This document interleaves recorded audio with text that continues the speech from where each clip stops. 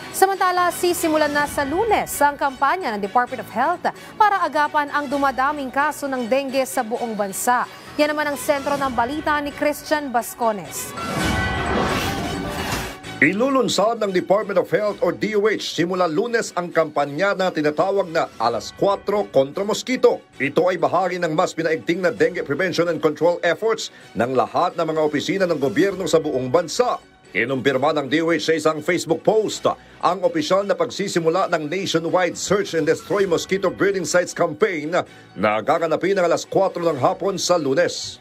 Layo ng inisyatibang ito na turuan at pagsamahin ang mga komunidad sa pagwasak ng mga breeding grounds ng lamok at upang mapigilan ang pagkalat ng nakakamatay na sakit na dengue.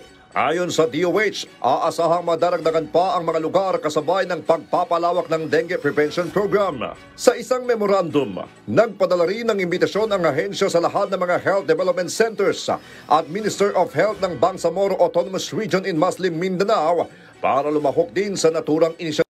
At nagtala rin ng 10 katao na namatay ngayong taon. Sa datos ng DOH, umabot sa 28,234 dengue cases ang naitala sa bansa mula January 1 hanggang February 1 ngayong taon, na kung saan nagkaroon ito ng 40% increase mula sa datos ng kaparehong panahon noong nakaraang taon.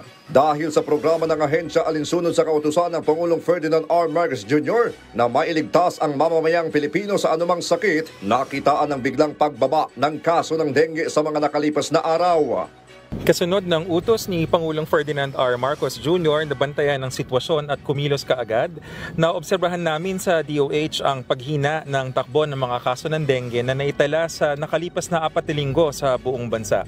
Ang bilang ng mga kaso mula Enero 5 hanggang 18, 2025 na naitala na 15,904 ay bumaba ng 5% sa 15,134 mula Enero 19 hanggang Pebrero 15, 2025. Ang katanggap-tanggap na pagbabagong ito ay maaaring dahil sa mas mataas na kamalayan ng publiko at sama-samang pagkilos kasunod ng kamakailan ng mga tawag na kumilos.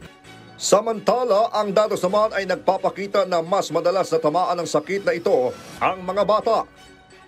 Ipinapakita ng datos na ang mga mas batang edad ang pinaka-apektado na may karamihan sa pangkat ng edad na 10 hanggang 14 taong gulang at 5 hanggang 9 na taong gulang.